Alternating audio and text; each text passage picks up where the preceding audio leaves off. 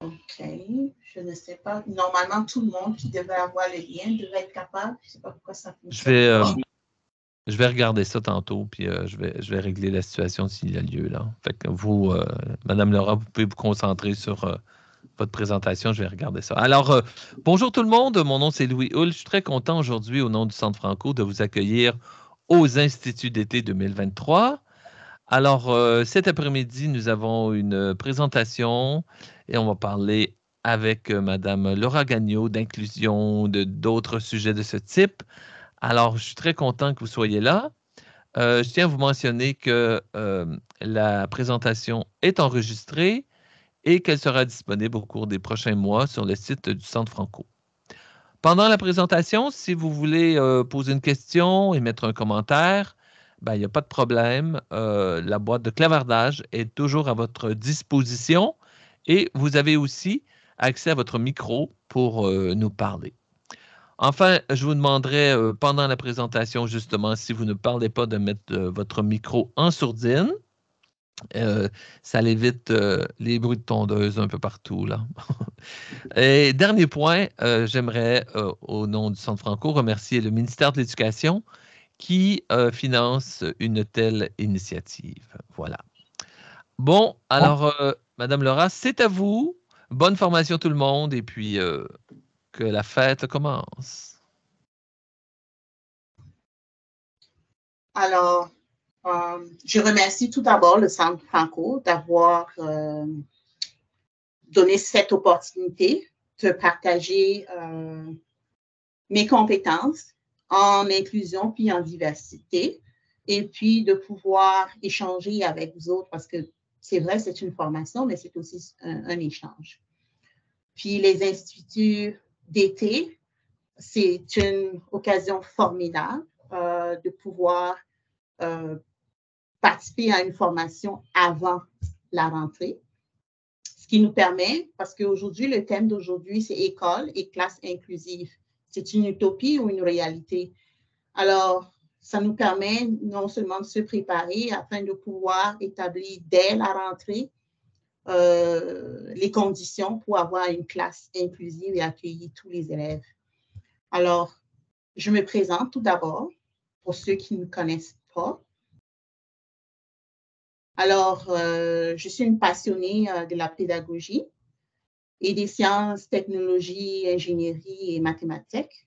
Je suis actuellement une surintendante de l'éducation et au fil de mon parcours professionnel, j'ai travaillé sur plusieurs projets avec le ministère de l'Éducation et j'ai aussi participé au comité d'élaboration des items, tout comme superviseur de notation au sein de l'OQRE. Et j'ai aussi dirigé un programme d'enseignement, mis en œuvre des stratégies visant à améliorer la communication des élèves à l'école et travaillé sur le nouveau curriculum de sciences puis de mathématiques. Donc, en travaillant avec une aussi grande variété d'experts sur des sujets différents et un vaste public cible, depuis le début de ma carrière, j'ai pu développer des compétences d'enseignement en pédagogie et j'ai aussi à cœur l'inclusion et la diversité en éducation. Donc, vraiment, c'est un petit peu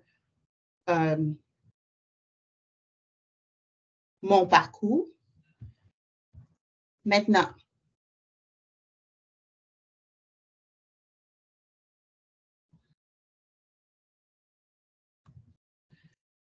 avant de commencer, bien sûr, nous allons reconnaître le territoire. Nous remercions les peuples autochtones pour le partage de ce territoire où nous nous retrouvons, connus comme Oniatario, dérivé du terme Mohawk, qui est lac magnifique pour Ontario.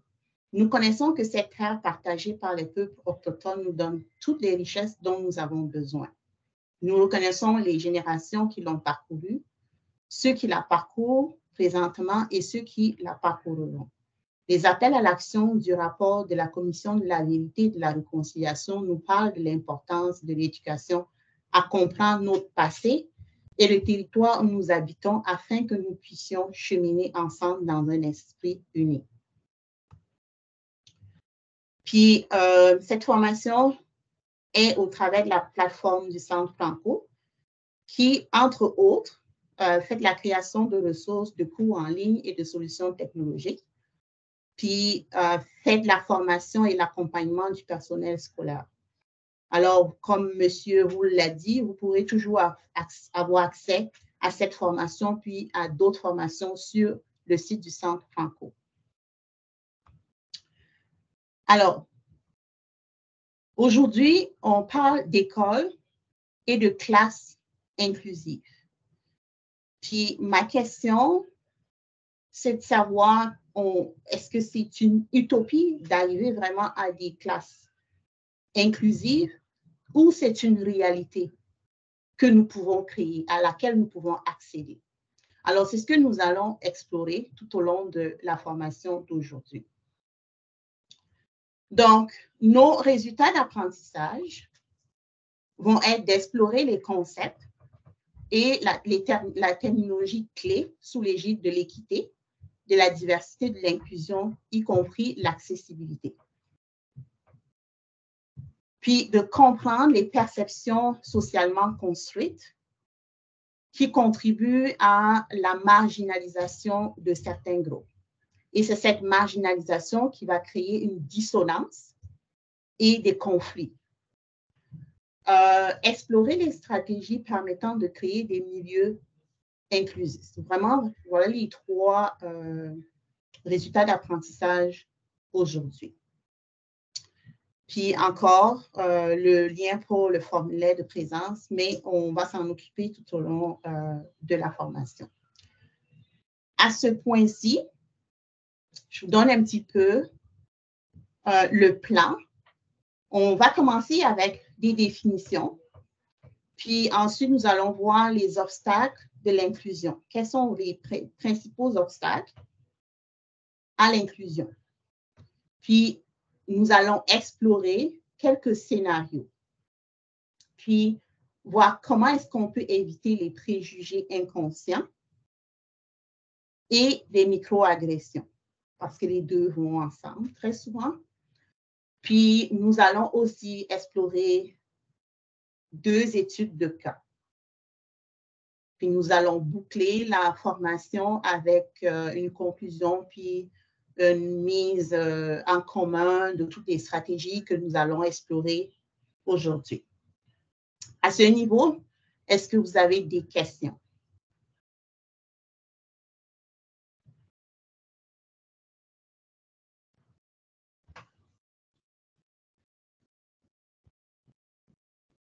Excellent. Alors,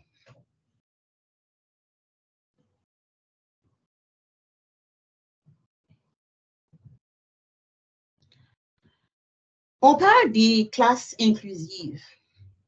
Puis, cet idéal, comme je l'ai soulevé tantôt, peut paraître utopique. Mais on peut y accéder à travers des actions concrètes que nous devons mettre en place en salle de classe.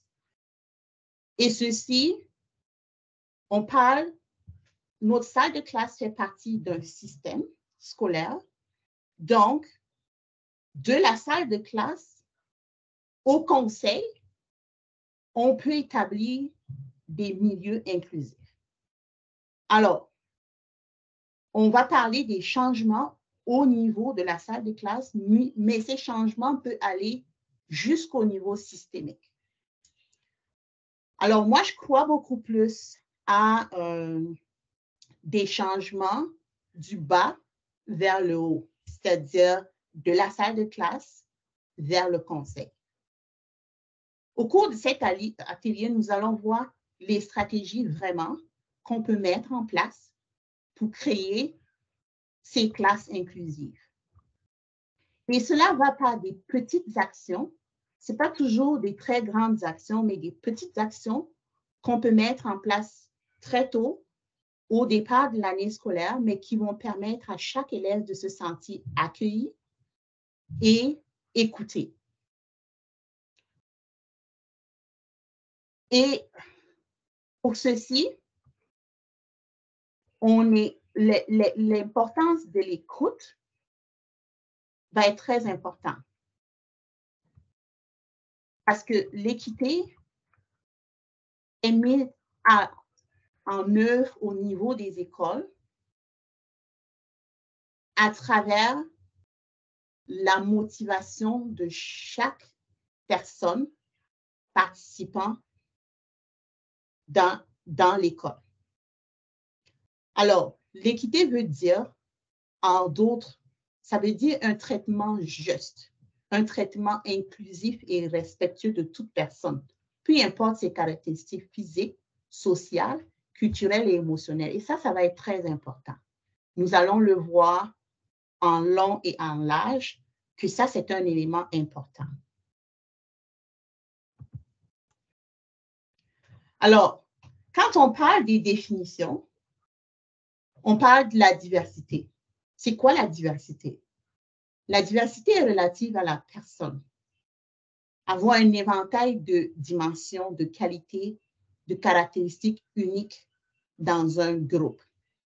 Si on prend l'exemple de la salle de classe, dans une salle de classe, vous pouvez avoir des élèves qui viennent de divers milieux, des classes sociales défavorisées, des élèves qui ont des problèmes, je peux dire, physiques, de violence physique à la maison, des élèves venant de l'immigration, puis des élèves handicapés.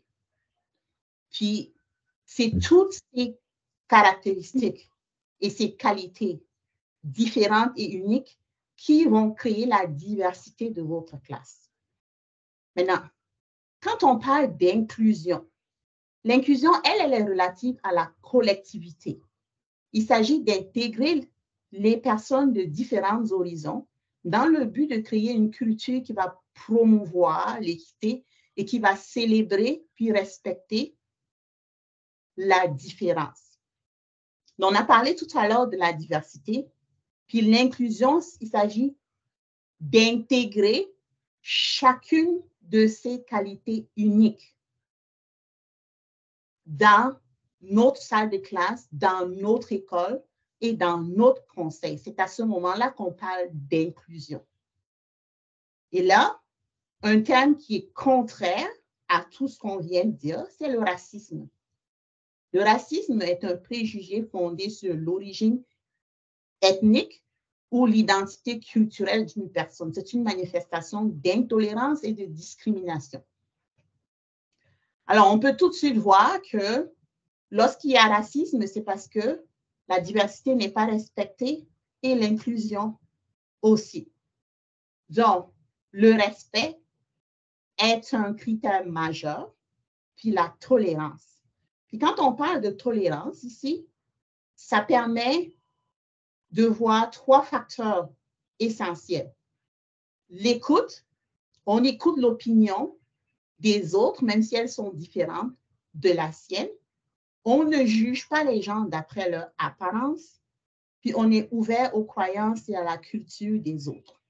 C'est à ce moment-là qu'on est tolérant. D'où deux éléments importants pour l'inclusion, on a la tolérance puis le respect. Maintenant, quand on parle des obstacles de l'inclusion, on a les préjugés inconscients, on a les microagressions puis l'intersectionnalité. Ces trois concepts, quand on parle de préjugés inconscients, ce sont des idées préconçues qu'on a par rapport aux autres. Et ça, très souvent, ces idées ont été développées pendant notre enfance, puis notre milieu dans lequel on a grandi, vont développer tous les préjugés inconscients qui sont présents en nous. Les microagressions sont des petits commentaires, des actions parfois très bénignes qui sont faites à tous les jours, mais qui vont agresser l'autre. Et souvent, on le fait aussi de façon inconsciente.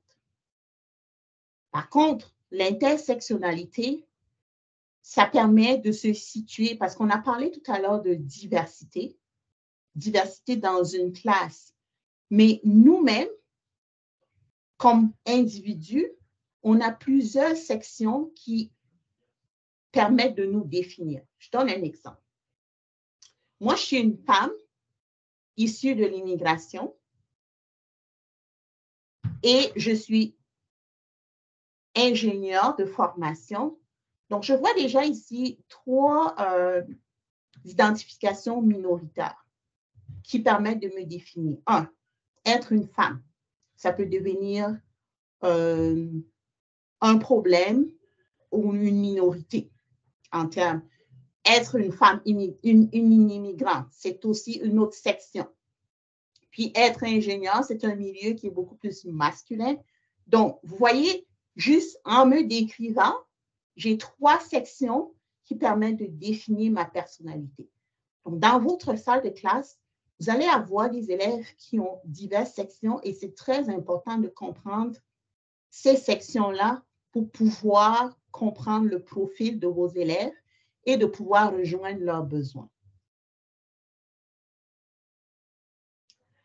Quand on parle de préjugés inconscients, il va faire référence aux stéréotypes puis aux attitudes inconscientes, comme je l'ai dit tantôt, mais il va avoir un impact démoralisant puis discriminatoire.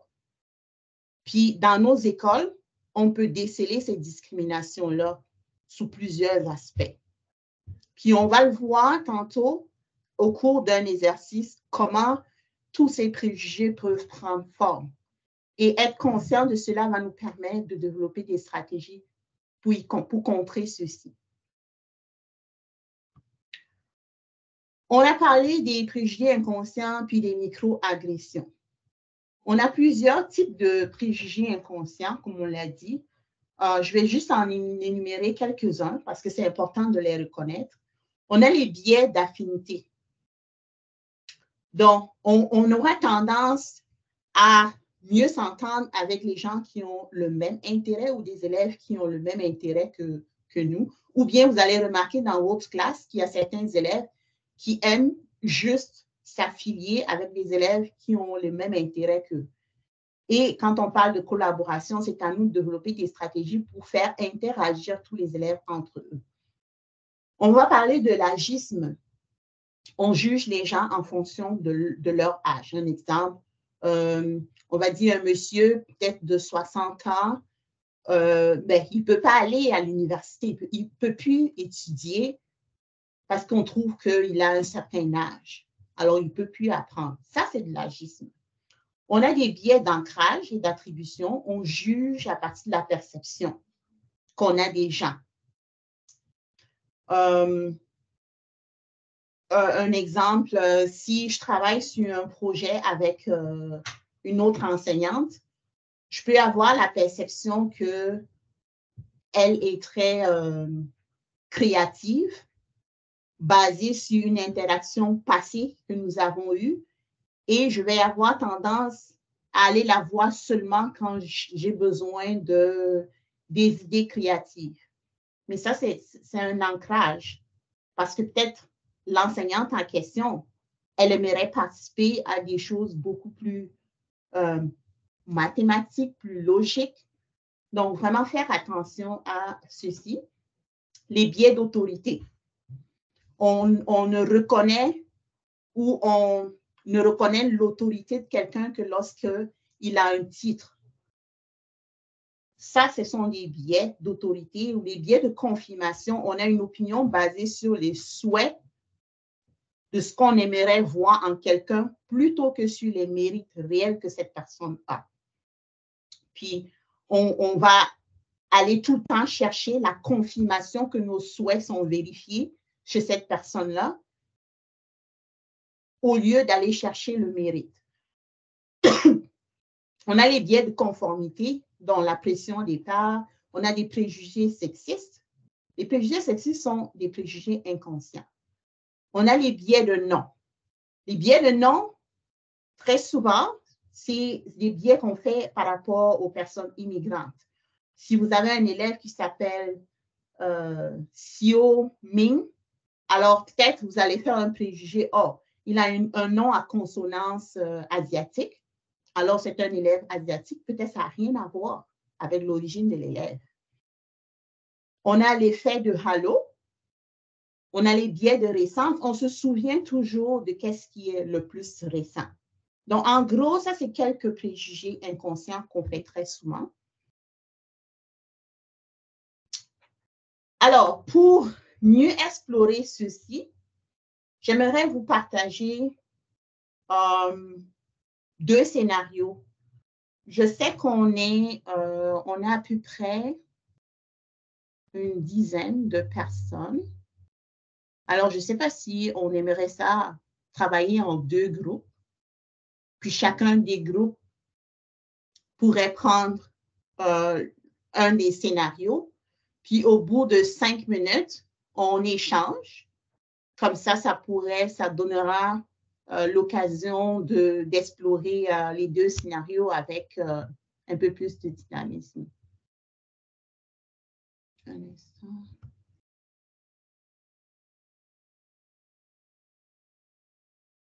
Alors, je ne sais pas si lui pourrait m'aider à créer.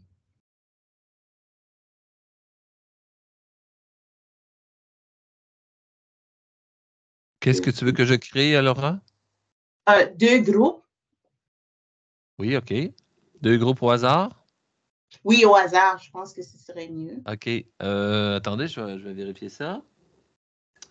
Donc, 2 groupes. Attends, 2. OK. Donc, le groupe va se faire automatiquement. Donc, c'est au hasard. Donc, je crée 2 groupes. Voilà, je crée des salles. C'est fait. Alors, le premier groupe, vous allez prendre le scénario 1, puis le deuxième groupe, le scénario 2. Puis, au bout de 5 minutes, nous allons changer. Vous prendrez le scénario 2, puis le scénario 1 pour chacun des groupes. Est-ce que ça va? Est-ce que tu vas mettre les scénarios dans la boîte de clavardage ou quelque part pour que les gens aient accès? OK, je vais le mettre dans la boîte de clavardage. OK. Et puis, on a combien de temps? 5 minutes pour chaque. Après 5 minutes, on change de groupe. Je comprends pas. Après 5 minutes, on change de scénario. Donc, au total, on a 10 minutes. OK. Donc, si je résume, chaque groupe fait les 2 scénarios. On Oui. prend 5 minutes pour le premier et 5 minutes pour le deuxième. C'est ça? C'est ça, excellent. Et puis, là, il est sur mon horloge magique 13h54, donc 13h55. On revient donc à 2h05, 14h05, c'est ça? C'est ça. Parfait, je fais ça. Donc, tout le monde, là, on va attribuer les participants.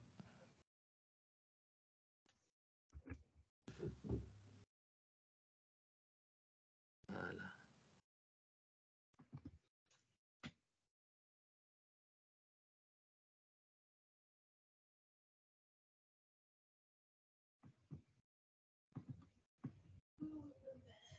Alors, je vais lire à haute voix, être le scénario 1 pendant que je le mets dans la boîte de clavardage.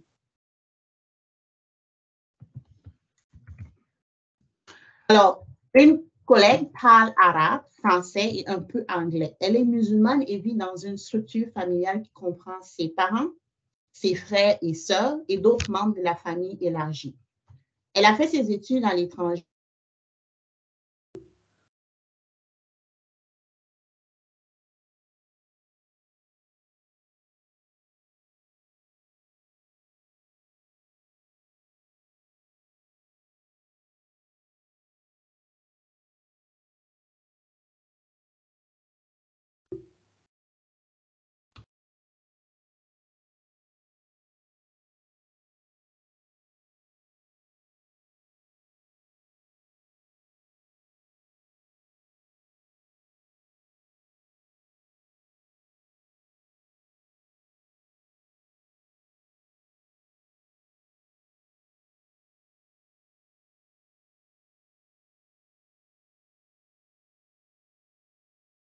ça va marcher.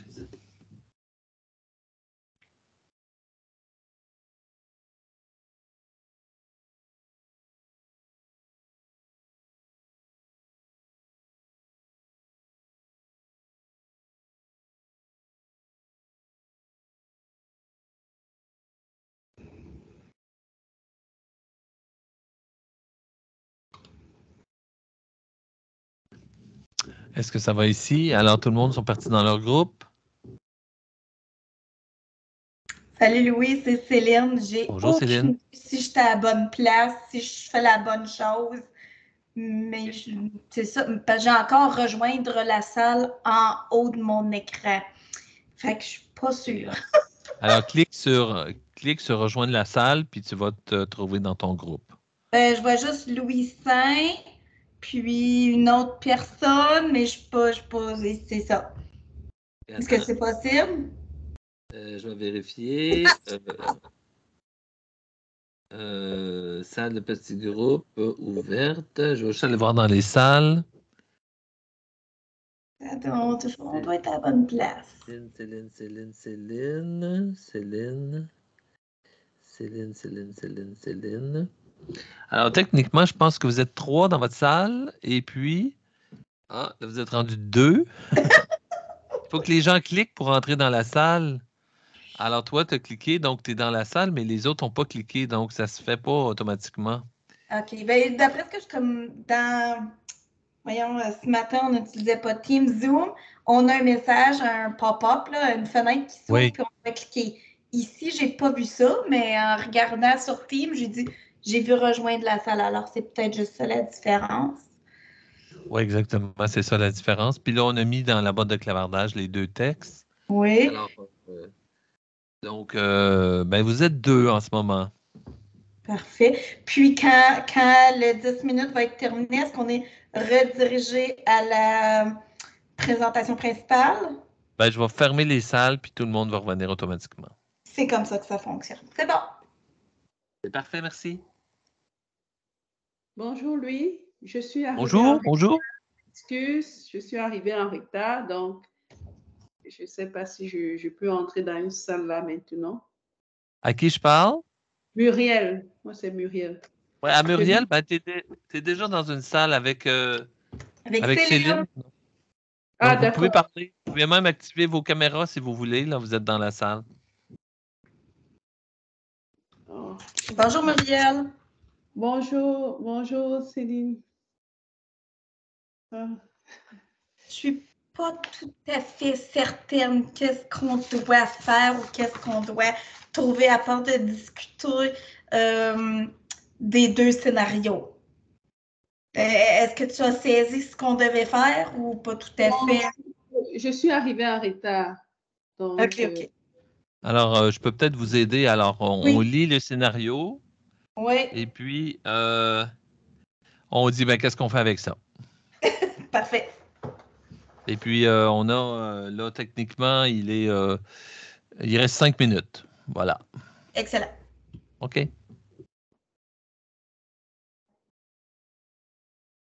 Et les scénarios sont dans la boîte de clavardage. Ah, les scénarios sont dans la boîte. OK.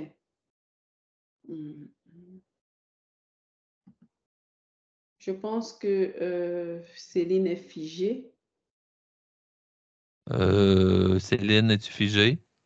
Céline est là, mais je lisais. Céline n'est pas figée. Ah, OK. Pourquoi chez moi, c'est comme si...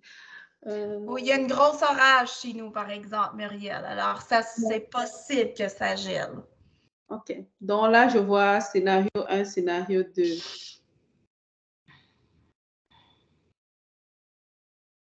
Je lis le scénario 1 ou alors, je ne sais pas. Oui, commence avec le numéro 1, puis on verra après. Tu me diras quand tu auras fini. Okay. Scénario 1, une collègue parle arabe, français et un peu anglais. Elle est musulmane et vit dans une structure familiale qui comprend ses parents, ses frères et sœurs et d'autres membres de la famille élargie. Elle a fait ses études à l'étranger, mais elle a du mal à trouver un emploi à temps plein en Ontario. Elle est suppléante dans votre école. Le second scénario, c'est un couple Un couple est composé d'un parent qui a émigré d'Europe pour étudier et vivre au Canada et de l'autre parent qui a vécu au Canada toute sa vie. Il s'agit d'un couple interracial homosexuel avec 2 enfants adoptés d'âge scolaire.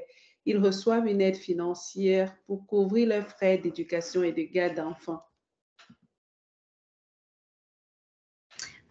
D'après ce que je peux comprendre, est-ce qu'on doit trouver les types de jugements qu'on pourrait trouver d'après ce que je peux voir, mais on n'a pas accès à la présentation, fait que je peux pas dire, je pense que ça, on pourrait juger pour ça, ça, ça, mais je suis pas sûre à 100%, Marielle. Ah, moi non plus, parce que j'ai tout manqué, j'ai carrément tout manqué là, donc oui, on a lu le scénario, mais je sais pas qu'est-ce qu'on doit faire. Est-ce qu'on doit juste discuter? Oui, je pense que c'est ça. Oui, discuter par rapport au scénario.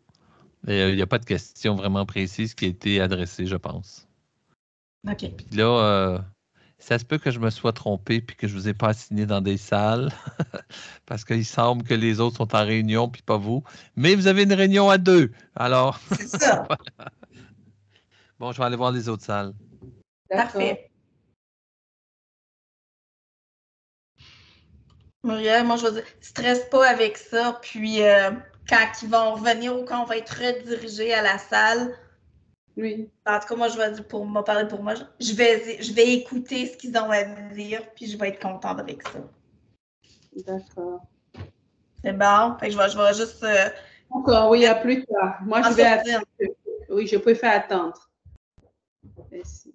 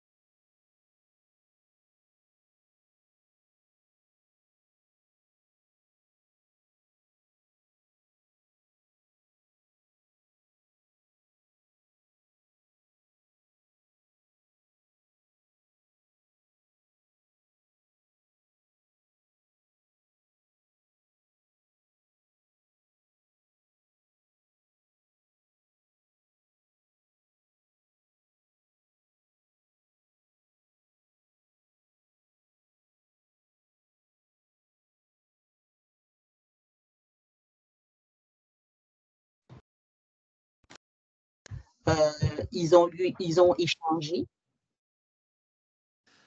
Alors, tout le monde, si ça a fonctionné comme prévu, tout le monde s'est coupé, donc c'est moi le méchant, qui a fait en sorte que tout le monde est revenu dans la grande salle.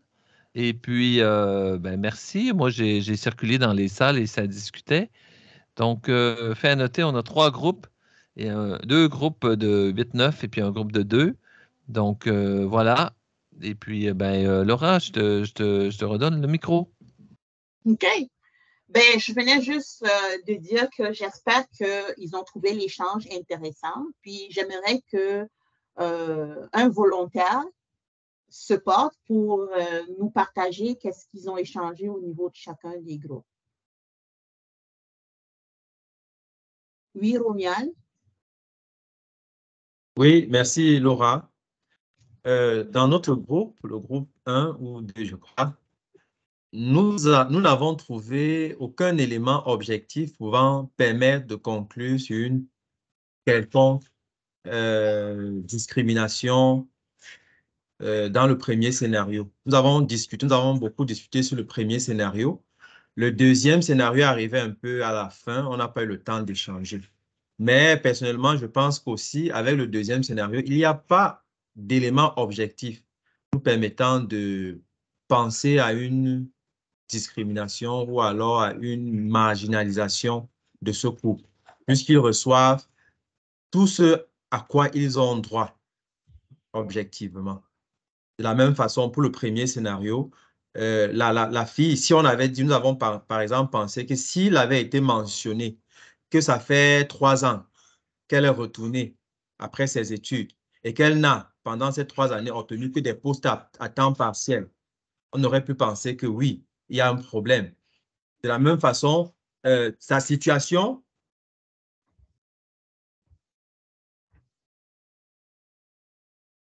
au Canada, grandi, vécu, étudié au Canada. Donc, objectivement, on ne peut pas conclure ce que nous avons pensé. OK, excellent. Un autre groupe?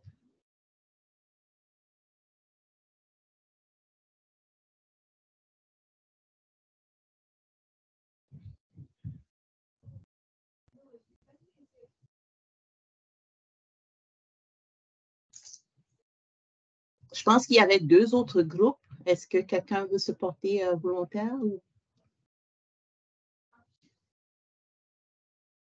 vous partagez la même idée que le premier groupe? Ben, je peux peut-être inviter, je pense, Salima ou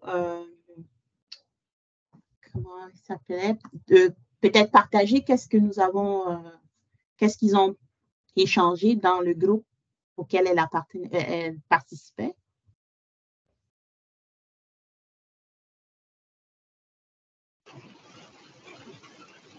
Je pense qu'au point de vue global, je pense que c'est la même chose que le groupe 1, c'est-à-dire qu'il n'y a pas vraiment de racisme systémique ou quelque chose au sujet des 2 scénarios, sauf que là où on se situe, comme je l'ai dit moi, là, cela dépend où on se situe dans le territoire ou la province.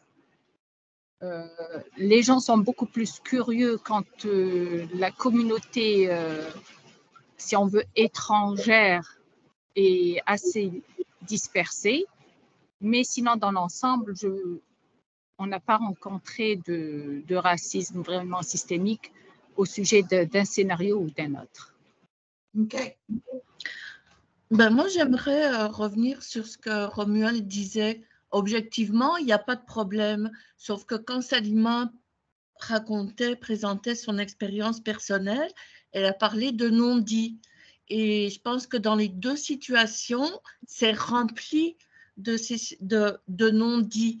On ne dit rien parce que, effectivement, au Canada, on tolère, on respecte, mais au fond des entrailles, de nos entrailles, je pense qu'on les retrouve, les petits biais, là, les petites micro-agressions.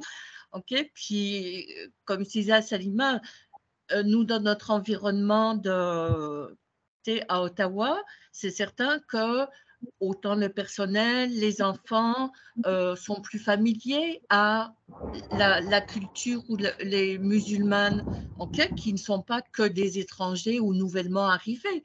Je veux dire, il y a des gens qui sont nés ici qui sont musulmans. Et puis, par rapport au scénario 2, on le retrouve aussi, même si on a de l'ouverture, même si de plus en plus de gens sont informés, éduqués, tolérants aux familles homosexuels, mais en plus, ces gens-là, dans le scénario, il y a un volet interculturel, interethnique, là, je ne sais pas où. Bon, je veux dire, ça vient, ça fait un sacré mélange de profils, là. L'intersectionnalité, et il y en a. Et les non-dits, ils sont là, ne serait-ce que quand, je ne sais pas, moi, avec les jeunes enfants, on parle de « Ah, ben, parle-moi de ta famille ». Bon, ben là, OK, comment nous-mêmes on se situe par rapport à ça? OK, comment les enfants eux-mêmes se situent par rapport à ça, en fonction aussi de ce qu'ils entendent à la maison, et comment nous, enseignants, tu sais, on essaye de mettre…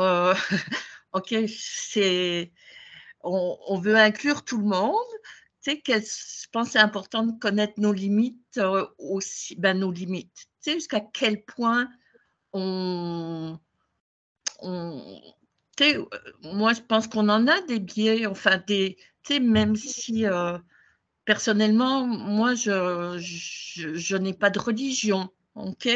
Donc, je dois prendre en compte quand même dans ma classe les enfants qui racontent leurs expériences personnelles, qui me disent « je suis allée à l'église, je suis allée à la mosquée ». Bon, puis prendre en compte aussi, parce que ça fait partie de leur vie familiale. Donc, c'est la réalité. Maintenant, je pense que ça se construit. J'espère que ce n'est pas que de l'utopie, pour reprendre un peu ce qui a été dit. Mais enfin, voilà, c'était mon petit commentaire. Partage-moi, je ne vois pas tout le monde. Partage-moi ton nom encore, s'il te plaît. Martine. Martine, tu as touché plusieurs points. Je te remercie pour cela. Tu as parlé de l'intersectionnalité des deux profils. Il y a beaucoup de non-dits, comme tu l'as dit. Et nous allons disséquer un petit peu chacun des scénarios. Peut-être que vous l'avez vu dans l'ensemble, puis vous n'avez pas tout de suite vu une certaine discrimination ou un préjugé inconscient. Mais c'est pour ça qu'aujourd'hui, je vous invite à aller au-delà de ce qui paraît ou transparaît de prime abord. Si on prend le scénario 1, ici, on a parlé d'une collègue. Alors, c'est quelqu'un avec qui on pourrait être amené à travailler dans l'école. Puis, plusieurs problèmes pourraient survenir. Puis, c'est une suppléante. Ce n'est pas une enseignante permanente. Donc, elle est suppléante. Elle vient dans chacune des écoles à des moments précis. Alors, quel genre de problème ou quel genre de situation pourrait vivre cette personne?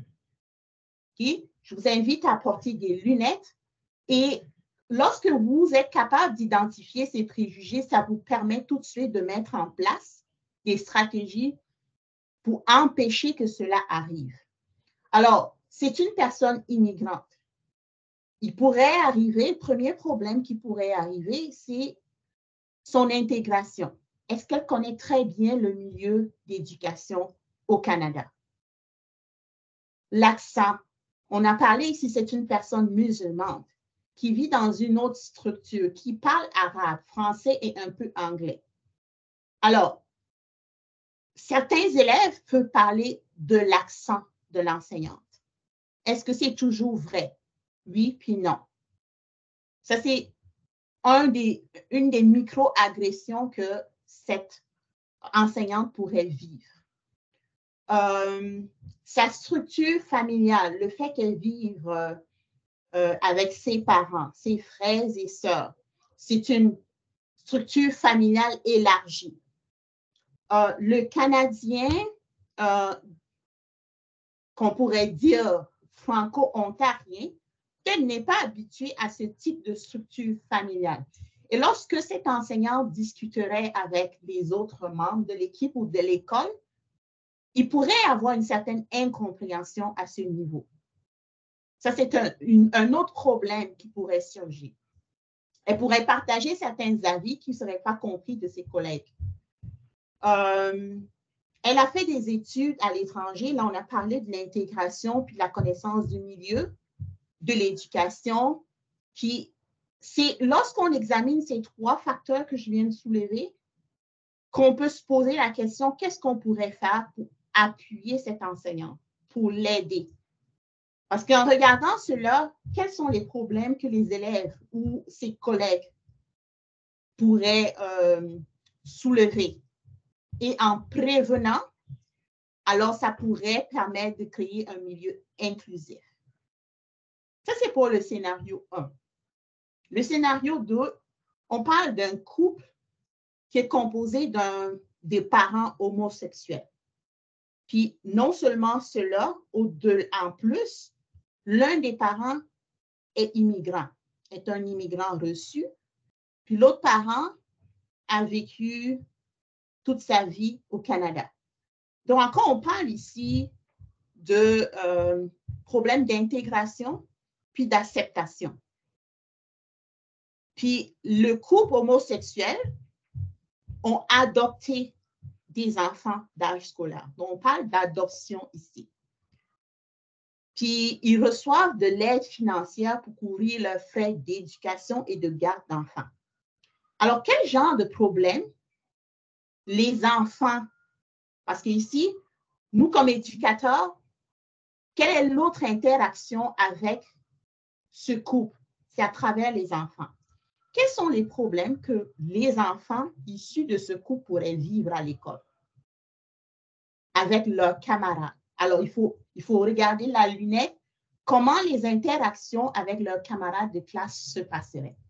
Je pense que c'est Martine qui a soulevé tout à l'heure le fait, quand on parle de « oh, parle-moi de ta famille », comment l'enfant se sentirait si on n'a pas établi une certaine structure au niveau de la salle de classe du fait de parler de deux parents du même sexe. Le fait qu'on dit « oh, parle-moi de ton papa puis ta maman », puis lui, il a deux papas ou deux mamans. Donc, c'est toute cette dynamique qu'il faut prendre en compte. Puis le fait qu'ils reçoivent de l'aide financière, est-ce que la boîte à dîner de l'enfant est toujours bien structurée? Donc, tous ces éléments, ce sont des facteurs qui doivent être pris en compte pour rejoindre les besoins de ces enfants. En ayant ces facteurs en tête, ça nous permet d'établir un profil, un milieu accueillant pour ces enfants-là, tout comme pour la collègue au niveau de notre école. Je pense qu'à partir de là, on vient d'ouvrir la porte pour regarder toujours de façon élargie l'intersectionnalité, puis tous les facteurs et les biais inconscients qui peuvent influer le milieu de notre salle de classe ou de notre école. Alors, je vais juste partager un instant. OK.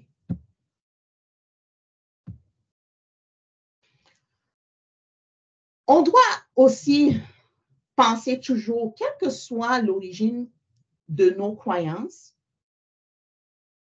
ces croyances doivent être identifiées et prises en compte, puis remises en question en tout ça.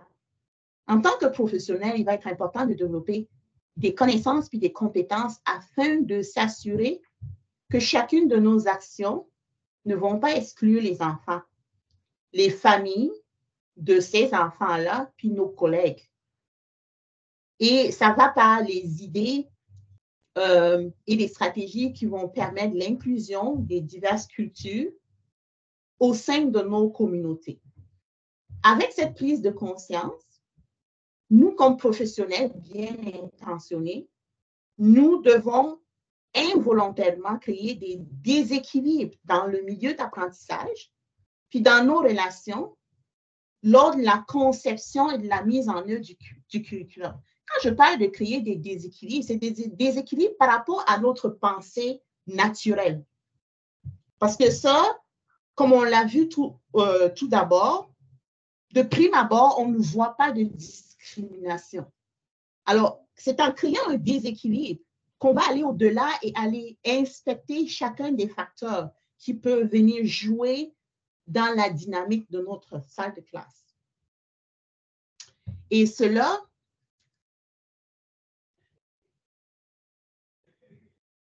la première des choses à laquelle nous devons faire attention, c'est toujours utiliser un langage objectif en tout temps, puis être conscient de nos propres préjugés. Puis ça veut dire d'examiner lors de nos interactions tous les biais que nous faisons inconsciemment.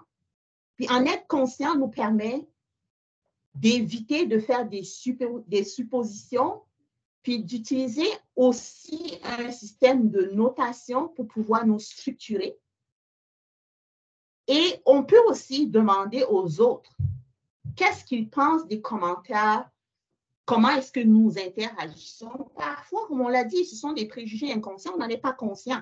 Mais le fait d'aller valider avec les autres nous permet de nous améliorer ou de créer des stratégies nous permettant de créer le milieu inclusif.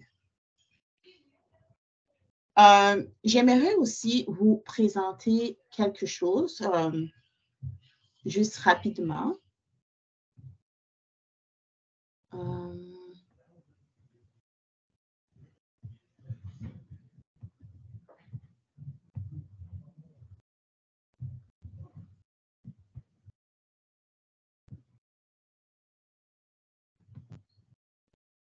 Est-ce que tout le monde est capable de voir mon écran encore? Non, vous ne partagez pas, madame? Non, pas encore. OK. Un instant.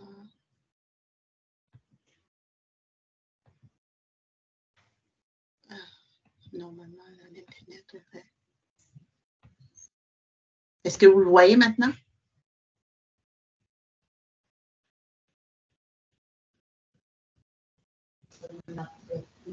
On peut voir, mais c'est trop petit. On ne peut pas lire ça. OK. Je vais l'agrandir. Ici. Est-ce que c'est mieux? Pas du tout. C'est petit. Okay. Ça devrait être mieux. Donc, comme on voit ici, voici, j'ai résumé quelques préjugés inconscients qui pourraient surgir dans nos milieux. On peut voir un enfant qui a des cheveux longs et puis on a parlé de préjugés de perception. On peut dire les enfants aux cheveux longs, c'est féminin. Par conséquent, l'enseignant peut supposer que les garçons aux cheveux longs vont avoir des habiletés ou vont être un peu plus féminisées et les filles aux cheveux courts vont être un peu plus masculines. Alors ça, c'est des préjugés à éviter parce qu'on parle des genres, on a divers genres dans nos milieux actuellement et nous devons en être conscients puis nous devons éviter de tels préjugés.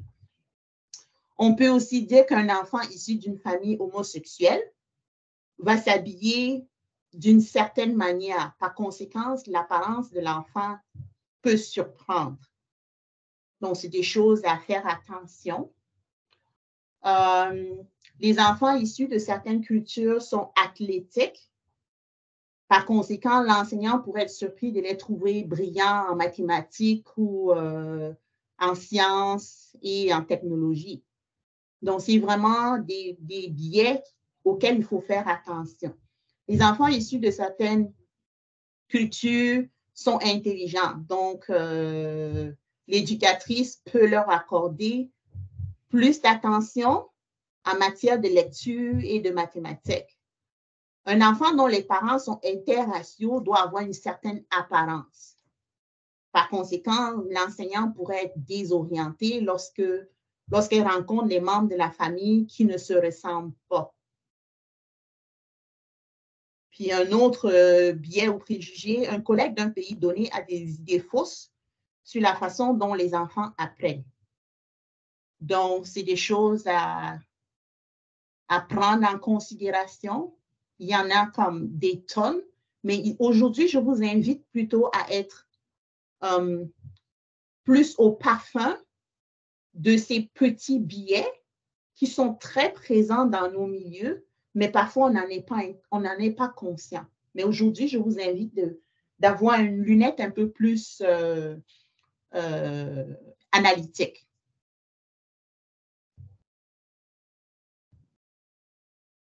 Est-ce que vous voyez encore mon écran?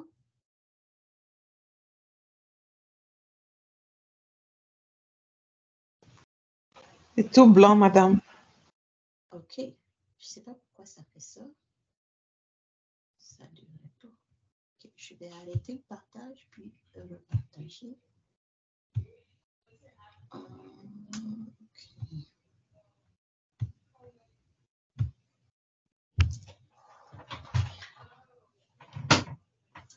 Donc, en ayant vu ces différents biais qui pourraient apparaître, voici quelques petites stratégies que je vous invite à explorer.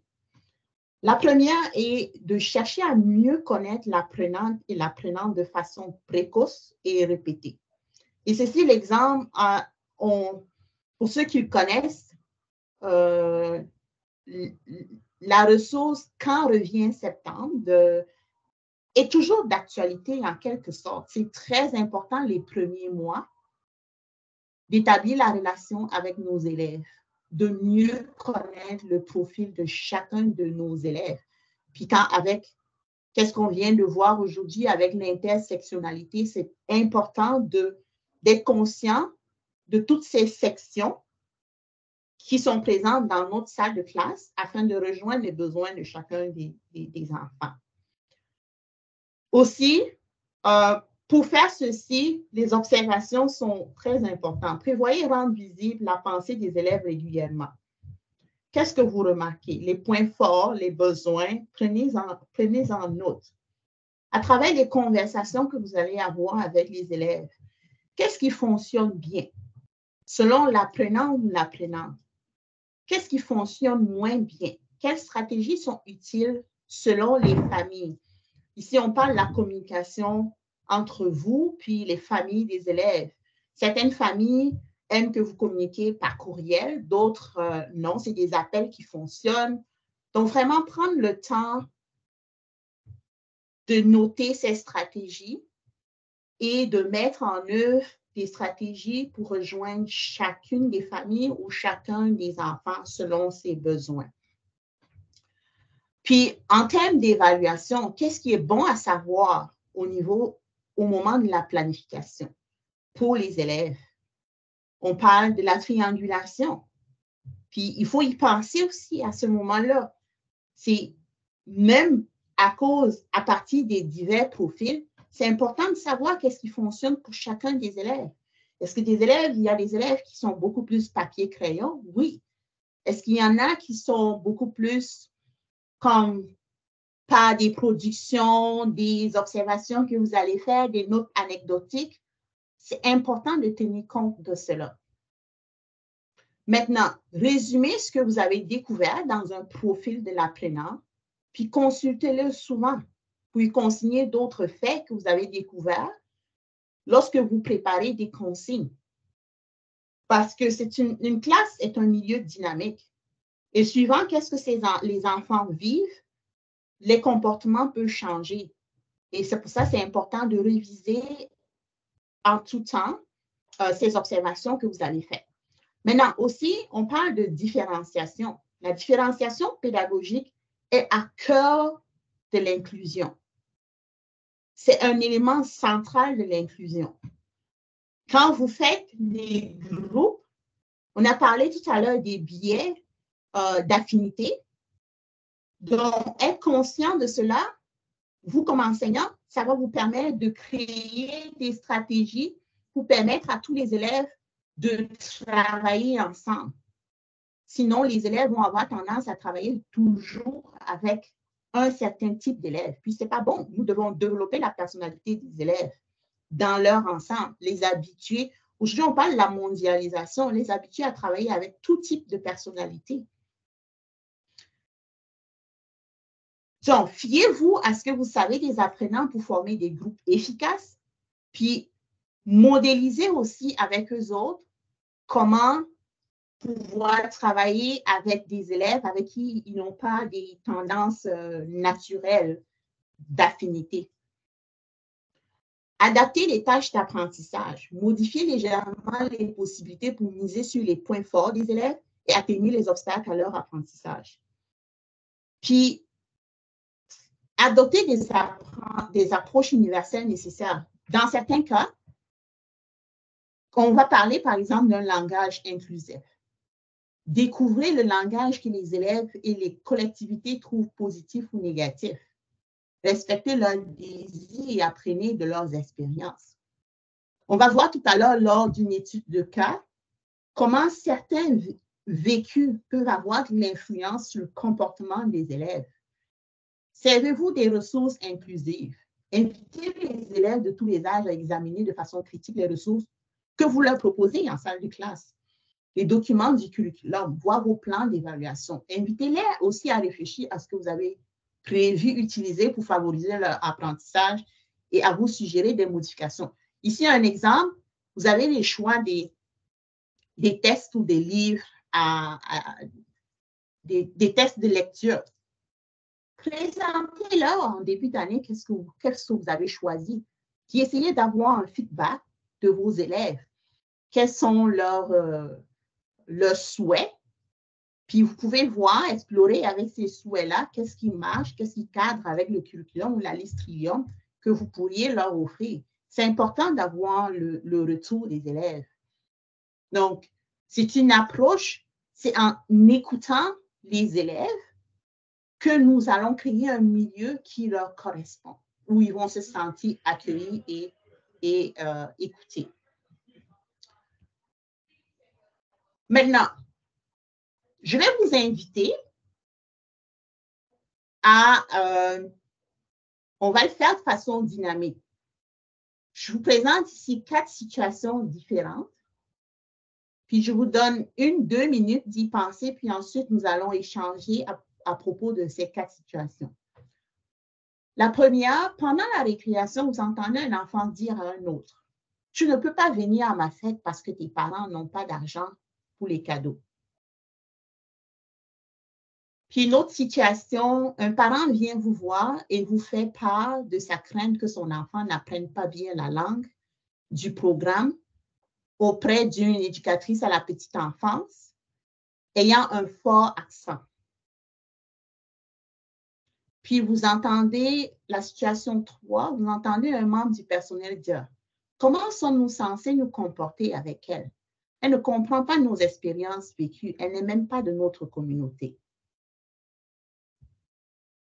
Puis, situation 4, que pouvez-vous faire d'autre pour renforcer l'équité, la diversité et l'inclusion ou l'humilité culturelle au sein du programme? Alors, je vous donne 1-2 minutes, juste penser à, je dirais, les 3 premières situations et la 4e est beaucoup plus une réflexion globale. Qu'est-ce que vous pourriez mettre en place? Puis nous allons échanger sur ceci.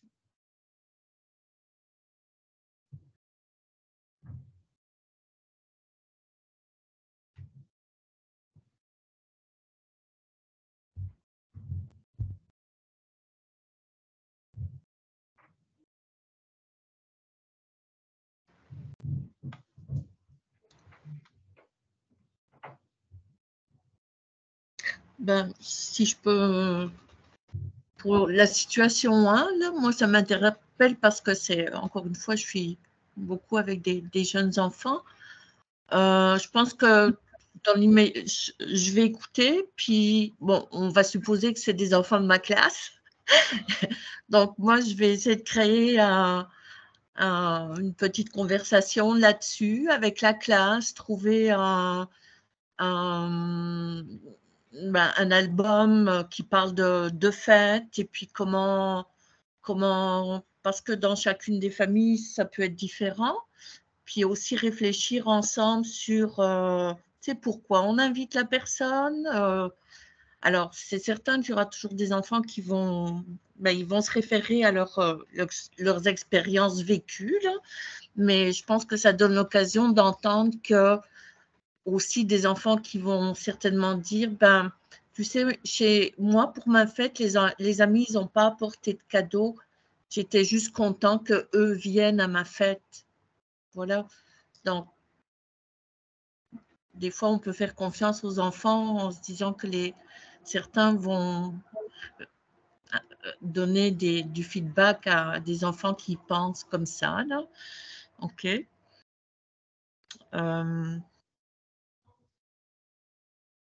Merci, Martine.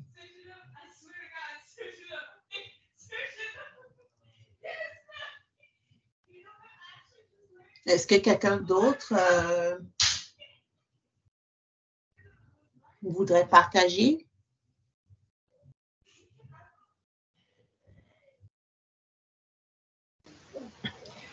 Moi, je parlerai à tous les groupes et je mettrai vraiment un accent sur le respect des parents des autres. On n'a pas droit de parler des parents des autres. On leur doit du respect. En tout cas, ça, je vais vraiment marteler, je vais insister que ce soit la toute dernière fois entre nos échanges qu'on invite les parents dans les discussions et sortir des mots insultants.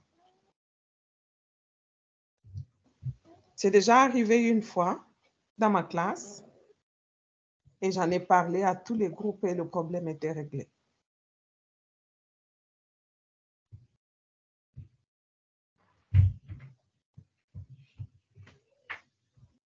Et en même temps, il y a la réalité aussi que oui, des familles ont moins d'argent et parce que il y a des enfants qui peuvent raconter aussi pourquoi. Enfin, personnellement, je ne vais pas couper ou saisir l'occasion d'avoir une discussion avec les enfants sur le sujet parce que je pense que des fois, ça permet aux enfants de dire que on n'a pas beaucoup d'argent, ou mon papa ou ma maman ou mes mamans, ils disent que c'est pas important, hein, on peut fabriquer un cadeau. Si on n'a pas d'argent, on n'est pas obligé d'acheter toujours. Et puis, alors c'est sûr que, mais je pense que c'est aussi en discuter, apporter des sujets sur la table ou au cercle.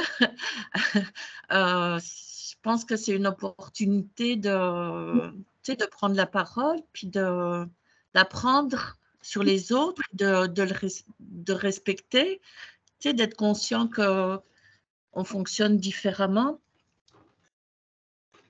et d'apprendre. Ouais. Merci, vous avez soulevé des points importants. Une autre chose qu'il faudrait souligner, déjà la discussion, ouvrir la discussion sur pourquoi dans la société il y a de divers milieux et les choses ne paraissent pas toujours telles qu'on le voit. Comme Martine, tu l'as souligné, les parents peuvent ne pas avoir l'argent, mais les valeurs qui sont présentes dans ces familles-là sont importantes. Puis aborder le sujet, comment est-ce que ces enfants peuvent aider? Parce que oui, la première réaction était de rejeter. mais on parle de créer une communauté inclusive, une communauté, apporter la dimension d'aide, d'enrichir les gens dans notre communauté, inciter les élèves à pouvoir plus tard faire du bénévolat dans le but d'aider et d'appuyer. Là, ça enlève tout le rejet parce qu'on n'a pas de l'argent, mais de voir qu'est-ce qu'on peut apporter, qu'est-ce que chaque enfant peut apporter. Ça, ce serait aussi beaucoup plus dynamique.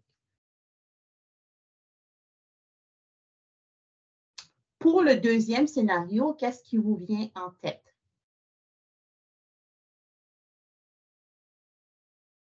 Un parent qui ne veut pas que son enfant, qui a peur que son enfant ne puisse pas bien apprendre la langue parce que l'éducatrice de son enfant a un fort accent.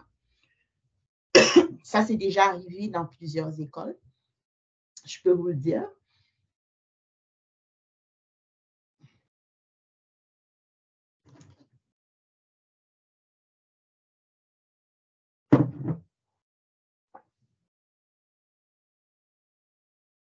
Qu'est-ce qu'on fait pour ce type de situation?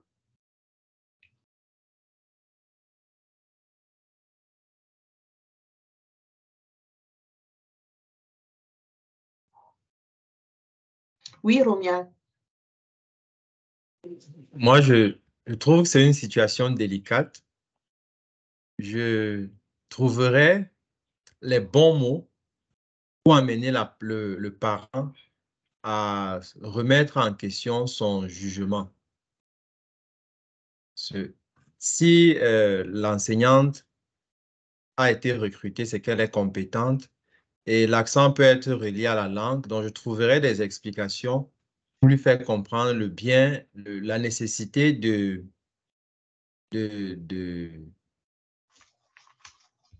valoriser l'enseignante, de valoriser le travail que l'enseignante fait pour son enfant. Délicate, sans la bousculer, quoi. Excellent. Et quels seraient les points, parce que vous avez touché un point ici, quels seraient les points que vous utiliseriez ou mettriez en exergue pour amener le parent à comprendre que les fondements de la langue ne sont pas associés à l'accent?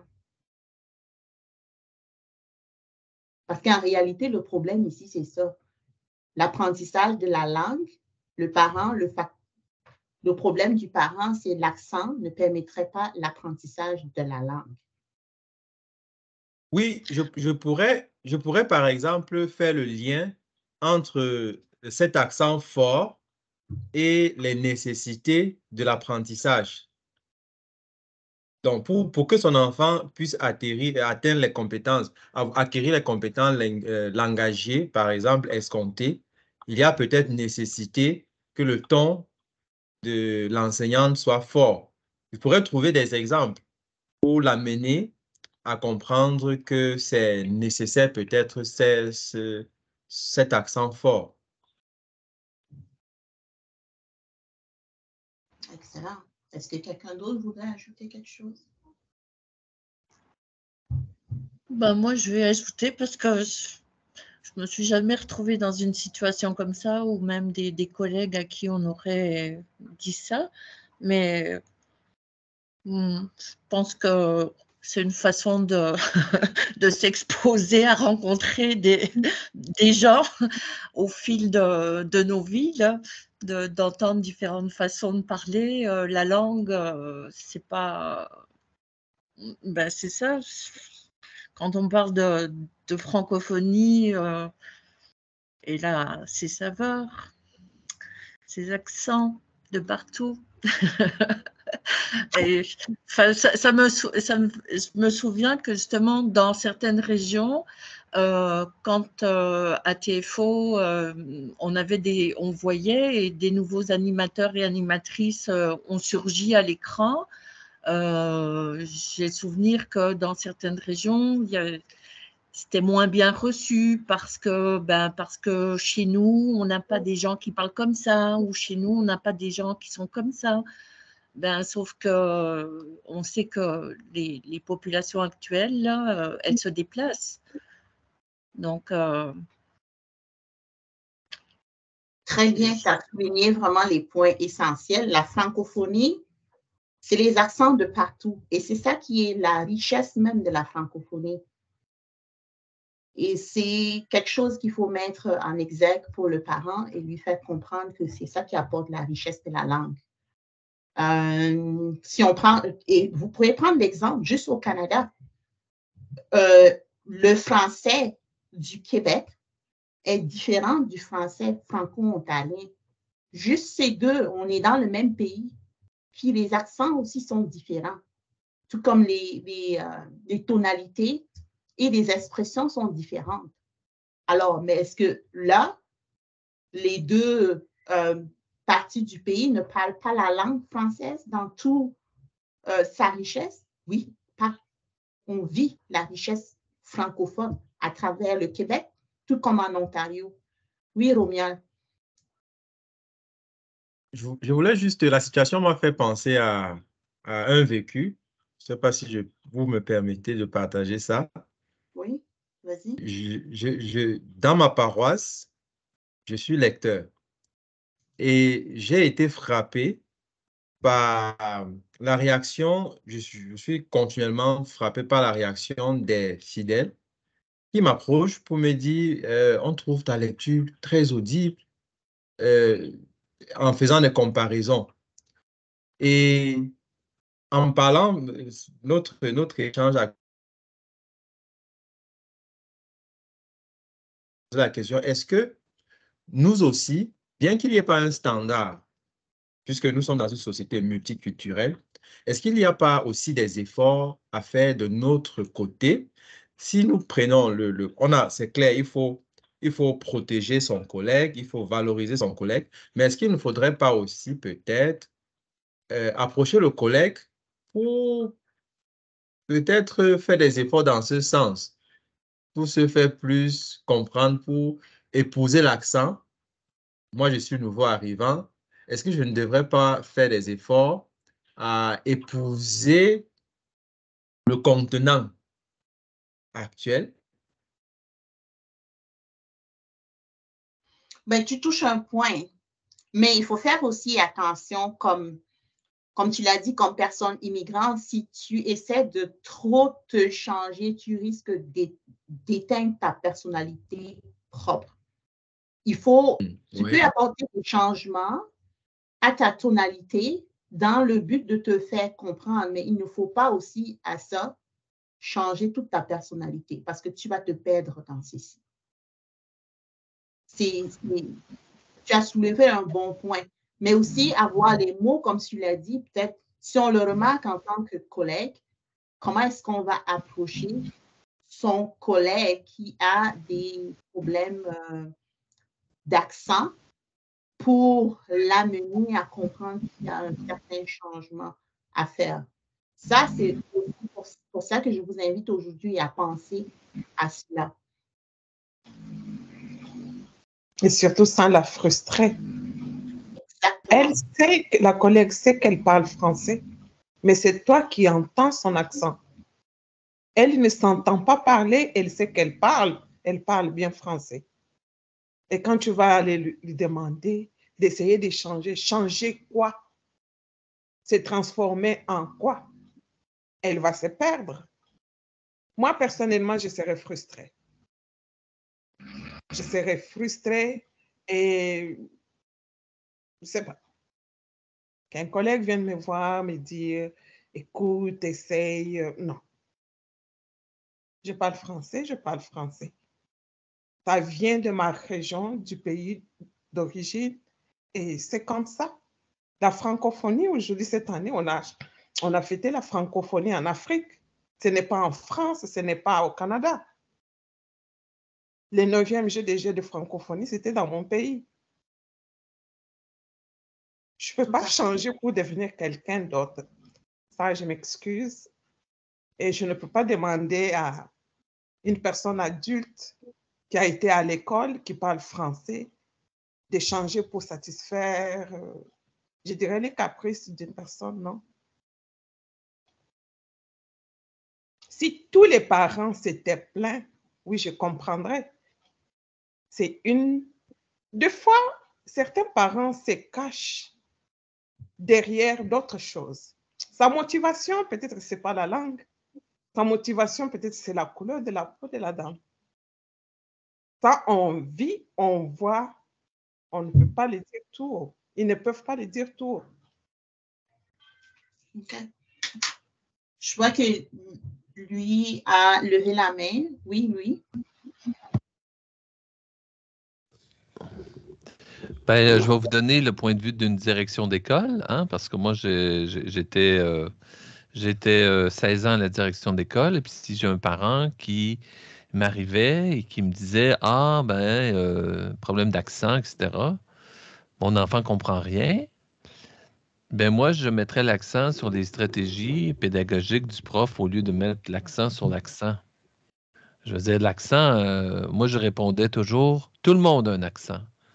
Hein? Que tu viennes du même village ou du village d'à côté, du pays d'à côté, tout le monde a un accent. » Puis je donnais l'exemple de ma grand-mère qui, un jour, avait reçu chez elle en visite l'amie de mon épouse qui est française.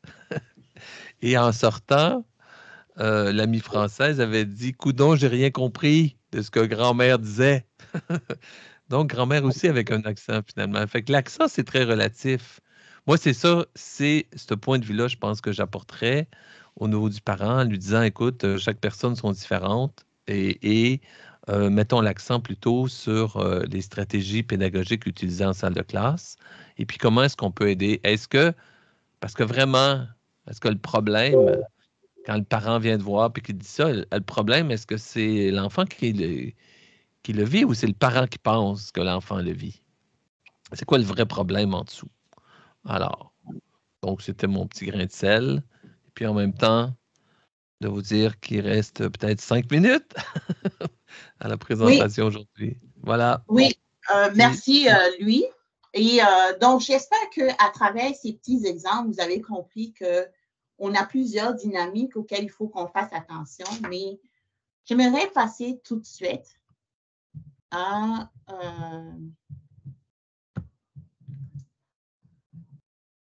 comment éviter les préjugés.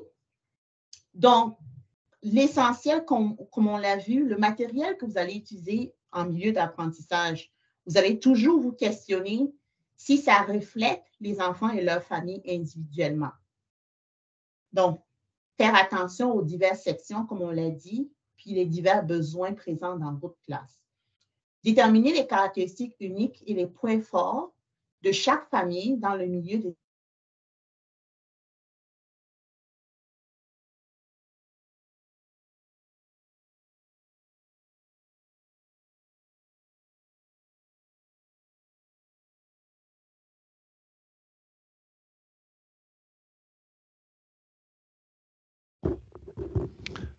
Est-ce que c'est juste moi? C'est Louis qui parle. Est-ce que c'est juste moi?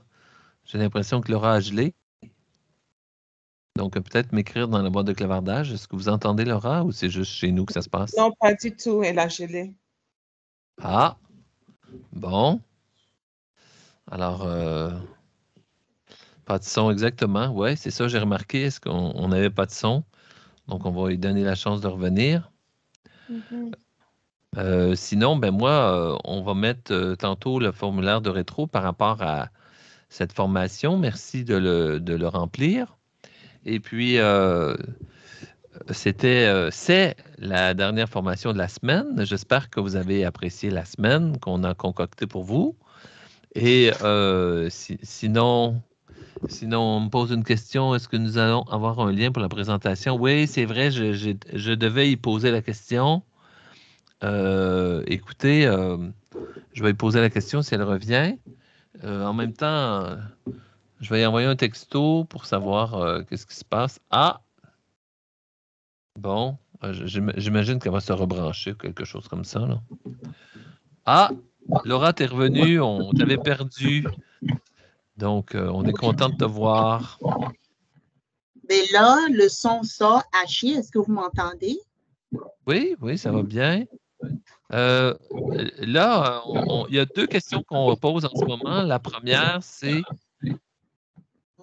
est-ce qu'on va avoir ta présentation? C'est la question que les gens posent. La deuxième, c'est est-ce que c'est possible d'avoir prolongé la session? Voilà, ce sont les deux questions. Le son est un peu bizarre, il faut que tu te dises là. On entend du ra-ra-ra.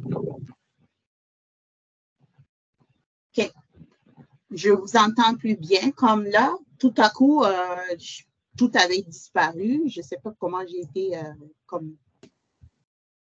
Mais je ne sais pas si je vous entends maintenant comme haché. Je ne sais pas si vous m'entendez de façon fluide. Et oui, ça va. Je voudrais savoir si vous êtes capable de voir la présentation encore. Oui, aussi. OK. Parfait. Oh mon Dieu, pourquoi ça fait ça?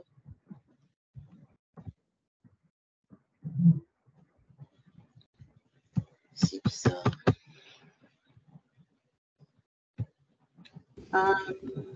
Alors, qu'est-ce qu'on fait ici? Problème technique. Peut-être essayer d'enlever ta caméra, Laura.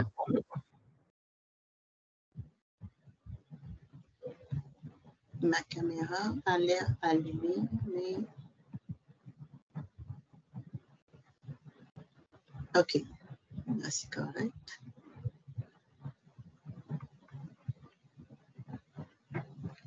Alors...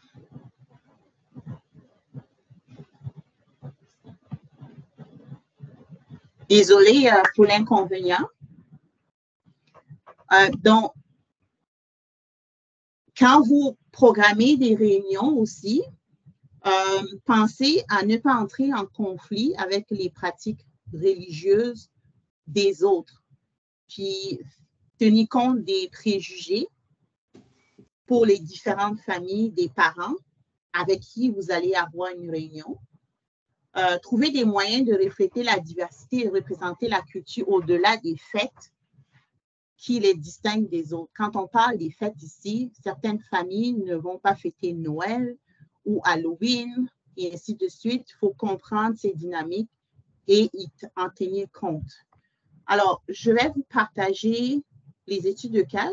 Je ne pense pas que nous aurons beaucoup de temps, mais je pourrais toujours partager ce document-là à lui qui pourrait vous les partager. Ça résume un petit peu les cas que nous avons explorés aujourd'hui. Je vais vous lire le premier cas, puis je vais vous donner un petit peu le ressenti, qu'est-ce qui était important à retenir dans ce cas-là. Alors, le cas numéro 1, c'est deux enseignantes ici qui sont en présence. Une s'appelle Madame Claude et l'éducatrice dans la classe, Madame Michel. Alors, Madame Claude appelle Madame Michel en disant « Vous devez venir et sentir les cheveux de Rose ». Madame Claude s'approche sans les cheveux de Rose, puis dit « Wow, ça sent vraiment bon, oui ». Rose regarde l'enseignante et l'éducatrice en silence. Rose, c'est une élève. Elle semble perplexe et mal à l'aise. Ensuite, Madame Claude invite certains des enfants sur le tapis à se mettre en rang et à sentir les cheveux de Rose. Beaucoup d'enfants viennent la sentir et quelques-uns touchent aussi ses cheveux. Les enfants font des commentaires en reniflant et en tâtant ses cheveux, en disant des choses comme « J'aimerais que ma mère me coiffe comme ça et moi aussi, je veux des perles dans mes cheveux. » Un autre enfant dit « Wow, qu'est-ce qu'ils ont tes cheveux? » Tandis qu'un autre ajoute « Ouais, pourquoi est-ce que ça sent comme ça? Ça pue. » Madame Claude dit alors « Les enfants ne dites pas ça, ça lui fait de la peine. » Madame France, c'est une étudiante en éducation de la petite enfance qui est en stage dans la classe, qui est issue d'un milieu culturel similaire à celui de Rose. Elle est témoin de cette agitation. Elle est perturbée par ce qu'elle voit et éprouve de l'empathie pour Rose. surtout lorsqu'elle remarque qu'elle regarde le sol avec les larmes aux yeux. Madame France sent que Rose est dans un état de détresse. Alors, ici, tiraillée par ce qu'elle devrait faire, elle regarde Madame Claude, Madame Michel et les autres enfants traiter Rose comme une exposition en la montrant du doigt et en la touchant, puis en envahissant son espace personnel. Alors, Madame France, ici, se demande comment réagir par rapport à cette situation. Alors, il y a plusieurs éléments très importants dans ce cas. Un, c'est une enfant issue de l'immigration qui a des cheveux tressés, comme on dit. Il y a une microagression qui est présente ici, j'espère que vous l'avez remarqué, qui est le fait de sentir les cheveux de l'enfant. C'est une microagression. Alors, non seulement l'enseignante l'a fait, mais l'éducatrice l'a fait, puis a invité tous les élèves à le faire. Donc, l'enfant, Rose, s'est sentie agressée ici à plusieurs niveaux. Au début, elle a apprécié le commentaire. Oui, ça sent bon. Elle s'est sentie valorisée. Mais ensuite, plus les enfants ont regardé ou senti ses cheveux, elle n'a pu apprécier cela parce que les commentaires étaient déplaisants. Alors, c'est une situation qui aurait pu être évitée. Puis, j'aimerais juste peut-être quelqu'un ici juste dise qu'est-ce qui aurait dû être fait, puis ensuite, je continuerai très brièvement.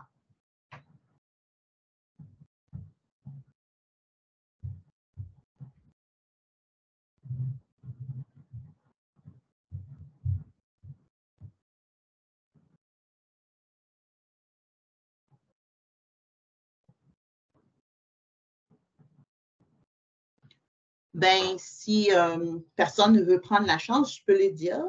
Alors, la première des choses, éviter des situations comme celle-là,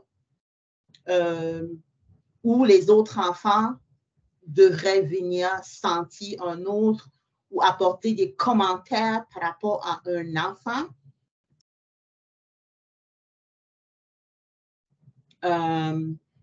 Parce que ça vient tout de suite chercher l'estime de soi de l'enfant. Et on n'a pas le contrôle sur les commentaires que les autres enfants vont dire par rapport à l'enfant. Alors, c'est vraiment une situation à éviter. Par contre, si l'enseignante voulait valoriser la petite Rose, elle aurait pu juste faire son commentaire « Oh, vraiment, j'adore le parfum ou le shampoing, l'odeur du shampoing que tu as utilisé. Ça sent vraiment bon, puis c'est fini. » Pas d'invitation, ni venir sentir les cheveux de l'enfant. Elle peut dire qu'elle a senti fortuitement lorsque l'enfant passait, mais vraiment aller sentir quelqu'un ou sentir les cheveux, c'est une microagression. Un autre cas,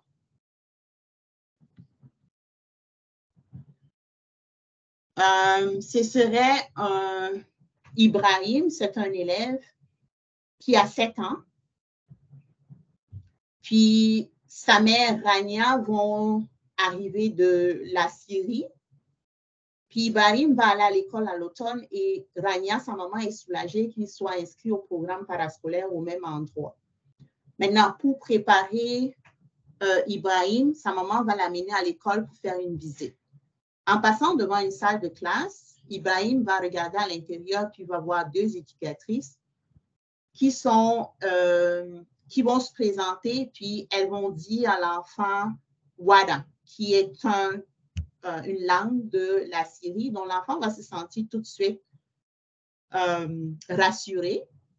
Cependant, le premier jour de l'école, il arrive à l'école nerveux, il tient sa maman par la main, puis l'enseignante, Madame Tremblay, qui est l'enseignante de 3e année, lève la main au-dessus de sa tête puis donne un coup de sifflet pour s'assurer que tout le monde puisse l'entendre et la voir. Tout le corps d'Ibrahim se tend aussitôt. Il se couvre les oreilles et ses deux mains tremblantes. Il regarde autour de lui pour voir si quelqu'un d'autre ressent la même chose, mais personne ne semble inquiet. Ibrahim court vers sa main en criant, pensant qu'il y a une véritable urgence. Il se réfugie sous un bureau et ne veut plus bouger. Ses camarades gloussent et le traitent de pleurnichard. Ça, c'est une situation aussi qui peut arriver. Là, tout de suite, comme enseignant, on doit se poser la question, qu'est-ce que cet enfant a vécu dans le passé? Pourquoi le bruit du sifflet devient un déclencheur chez lui? Alors, en posant des questions aux parents, à la famille, ça nous permettra d'avoir des réponses pour pouvoir rejoindre les besoins de cet enfant. Alors, on dit cet enfant vient de la Syrie. Comme personne, on pourrait se poser la question, est-ce qu'il a été proche des milieux de guerre? Est-ce que le bruit du sifflet chez lui déclenche une certaine peur, une anxiété, une hantise? Alors, ces éléments-là vont nous aider à mettre des stratégies en place pour éviter que lui, il vive de l'anxiété permanente dans la classe au sein de certains bruits. Donc, ceci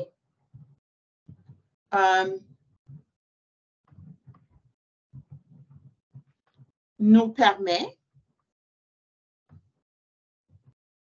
j'aimerais juste, permettez-moi, je sais que le temps est dépassé, mais j'aimerais quand même que une ou deux personnes puissent me dire qu'est-ce qu'ils ont retenu des divers cas qu'on a présentés aujourd'hui.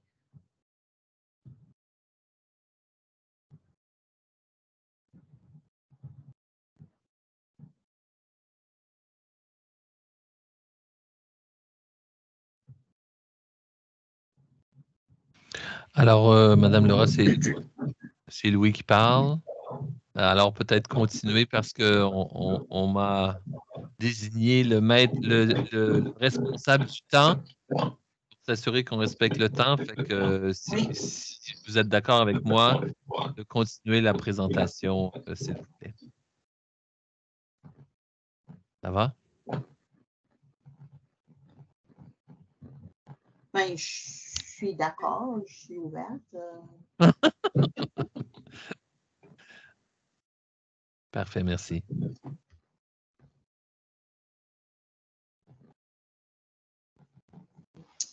Ben, je vous remercie tous aujourd'hui.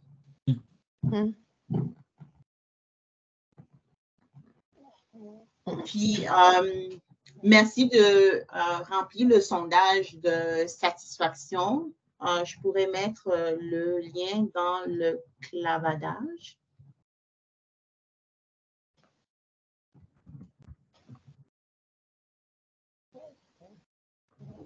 OK.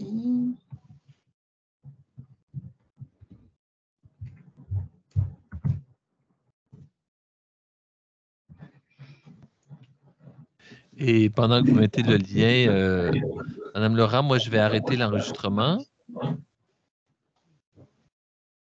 Merci. Merci encore pour votre participation. Merci, Romuald.